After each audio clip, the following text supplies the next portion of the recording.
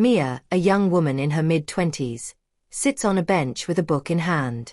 The clock strikes 7:15 as the train glides into the station.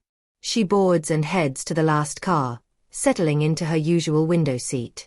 The train starts moving. Through the window, lights from houses blur into streaks against the darkening sky. Mia flips a page but glances up as she hears the doors swish open. A tall man enters, his coat damp from the misty air outside. His green eyes dart around before he chooses a seat directly across from Mia. He places a worn leather bag beside him and stares at it intently. The train car is nearly silent except for the faint hum of the train. Mia steals glances at him, drawn to his mysterious demeanor. He unzips the bag and pulls out a small music box, ornate and old, with carvings that shimmer faintly in the dim light. He turns the key, and a haunting melody fills the air. Mia, mesmerized by the tune, watches him curiously. The man notices her gaze and speaks without looking up. "Beautiful, isn't it?" he says softly.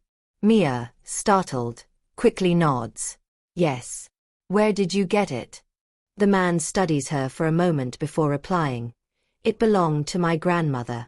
She said it holds a story." Mia leans forward slightly, intrigued.